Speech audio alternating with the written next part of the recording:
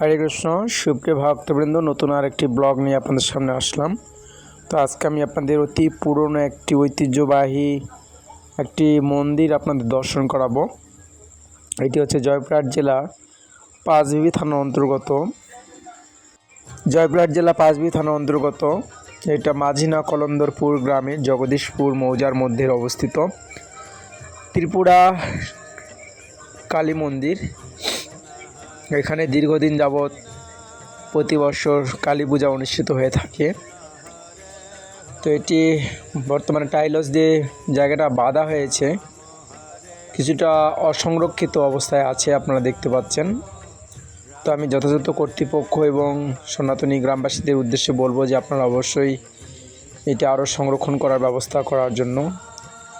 তো এখানে ঐতিহ্যবাহী একটি বটবৃক্ষ রয়েছে এবং এটা দীর্ঘদিনের পুরনো। প্রায় আমি স্থানীয়, যেহেতু আমার এখানে জন্মস্থান, তারপরেও স্থানীয় কিছু প্রবীণ যারা রয়েছে তাদের সঙ্গে কথা বলে আমি যতদূর জানতে পেরেছি এটা অত্যন্ত প্রাচীন এবং প্রায় 2 শতাধিক বছর পূর্বে তারা এখান থেকে পূজা অর্চনা দিয়ে করে আসছিল এবং এখনও বর্তমান পূজা অর্চনা দিয়ে হয়।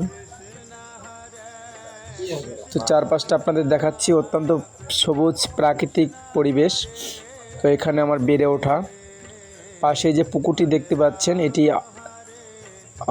আগা পুকুর নামে খ্যাত এবং এখানে খুব সুন্দর মনোরম পরিবেশ, অনেক বড় পুকুর আপনারা দেখতে পাচ্ছেন। পুকুরের চারপাশটা অনেক গাছ এবং অনেক সুন্দর একটা প্রাকৃতিক নির্মল পরিবেশ। তো এখানে ত্রিপুরেশ্বরী যে কালী মন্দির রয়েছে, এখানে অনেক ভক্তবৃন্দ তাদের মনোবাসনা পূর্ণার্থে বা মনস্কামনা পূর্ণর জন্য তারা অনেক এখানে মানত করে থাকেন এবং প্রতি বছর এখানে বৃহৎ পরিসরে পূজা হয় এবং দূর দূরান্ত থেকে অনেক দর্শনার্থী তারা এখানে পুজো দেখতে আসেন। পুজোর একটা আমেজ গোটা কলন্দরপুর জগদীশপুর গ্রামের সকল সনাতনীদের মধ্যে একটা আনন্দ বিরাজ করে। এখানে এটা অনেক বড় পুরনো এবং এটি কিছুটা অসংরক্ষিত এলাকায় আছে।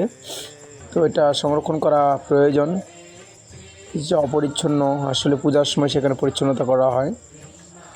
তো যাই হোক, সব দিক দিয়ে আপনাদের সামনে আজকের এই পুরনো ঐতিহ্যবাহী মন্দিরটি আপনাদের সামনে আমি তুলে ধরলাম। এটি ত্রিপুরেশ্বরী কালী মন্দির, ত্রিপুরা কালী মন্দির। এখানে প্রতি বছর শীতলা পূজা এবং কালী পূজা হয় অমাবস্যা তিথিতে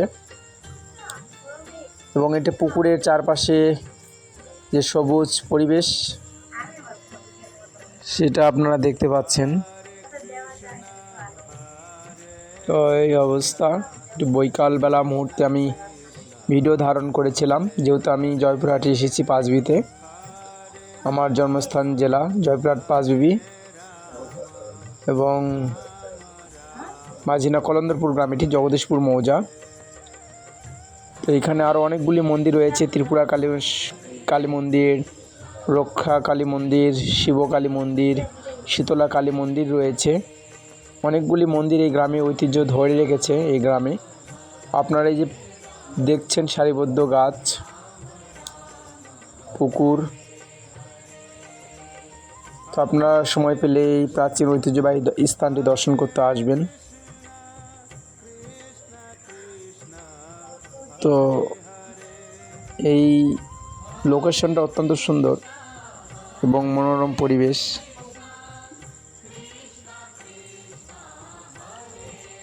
হরে কৃষ্ণ কৃষ্ণ কৃষ্ণ হরে হরে, হরে রাম রাম রাম রাম হরে হরে। তো সকলকে অসংখ্য ধন্যবাদ আজকের ভিডিওতে। পরবর্তীতে আমি আরও নতুন নতুন ভিডিও নিয়ে আপনাদের সামনে আসবো। তো সে পর্যন্ত ভালো থাকবেন, সুস্থ থাকবেন। হরে কৃষ্ণ কৃষ্ণ কৃষ্ণ হরে হরে।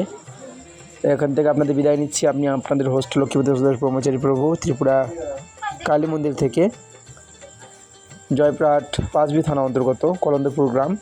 এখানে দেখুন কত সুন্দর পদ্ম ফুল উঠেছে। হরে কৃষ্ণ।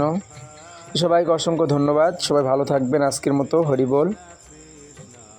হরে কৃষ্ণ কৃষ্ণ কৃষ্ণ হরে হরে, হরে রাম রাম রাম হরে হরে। তো ত্রিপুরা কালী মন্দির থেকে আপনাদের কাছ থেকে বিদায় নিচ্ছি। হরে কৃষ্ণ কৃষ্ণ কৃষ্ণ হরে হরে, রাম।